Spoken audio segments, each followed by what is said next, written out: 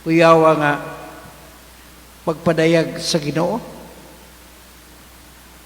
Apan makakaplag, makahaog, pagtuo ang anak sa tao dinhi sa kalibutan sa iya unyang pag-abot. Because as Christians, we believe in the second coming of our Lord Jesus Christ. But as you can see how the world has degenerated, naamang tingalitay pagtuo, apan ang atong pagtuo nagkagamay pag-ayo. Kanindot man unta gayon, kung magmatinumanon kita sa mga sugo sa Dios, sumala sa atong giingon sa Salmo Responsorio, bulahan ang tao nga mahadlokon sa Ginoo. It is reverential fear. Nahadlok ka, kay nitahod ka, nahadlok ka, kay nahigugma ka, nihadlok ka, kay sulugoon ka sa Dios. Bulahan ang tao nga madlokon sa Ginoo nga nahigugma pag-ayo sa iyang mga sugo.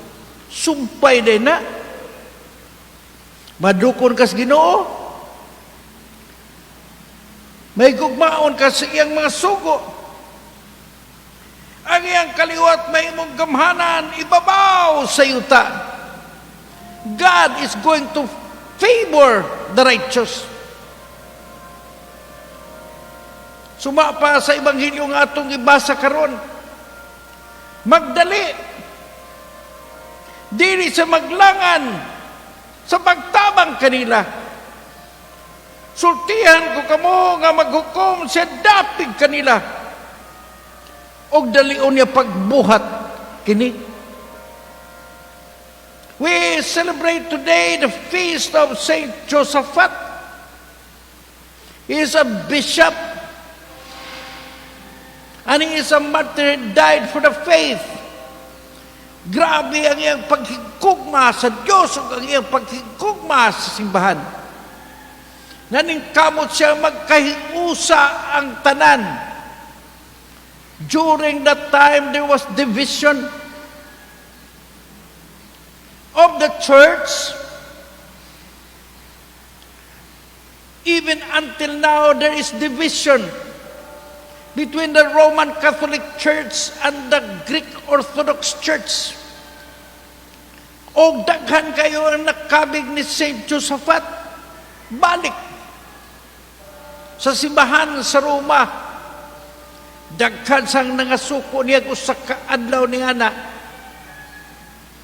Mga Kristiyanos, mga magtotoo, nagunay o gipatay si San Josaphat. Gihimo siya nga patron for the reunion of the Catholic Church and the Orthodox Church. Mo magidam ko sa Ginoo nga tanan nga mituo kaniya magkahiusa. Apa nagkadaghan ang naghimo sa ilang kaugalingong mga simbahan. Diya bito ko yung maestra nang gibitar og Bible study sa iyang mga estudyante nga mga gagmay itong bata. La, apil ta kay Bible study, nangapil sila. Unya ningon ang maestra, mag-ampo ta. Ug ang usa sa mga bata nagsugod, in the name of the Father, of the Son, of the Holy Spirit. Og ningong maestra, di ta manguros dinhi. Nakasabot sila nga di ay Katoliko. Gisugdan-sugdan lag Bible study, wa madugay kadtong maestra naghimo og ang iyang kaugalingong simbahan. Ha, sugod-sugod, usa din nas pamaagi. Ha, nga kwaon ng mga bata nga dadon na arimo day panghatag kindi. Ana nya Bible study pagkahuman di na manguros. Dili na motuos mga santos, dili na matuo sa mahal nga Birhen Maria. It is division. Because During the beginning of the early church, there was no Protestants, no born again. Nagsugod ang simbahan o sarag yun. Apan karon daghan na kayong nagpaka simbahan. Yapo na to, ni San Josaphat, naningkamot nga mahiusa ang atong simbahan, ang atong pagtuo, ang atong katawhan. Kanindot naman kung 100% we are united in the faith, in the church of Jesus Christ, the one and only church that He instituted.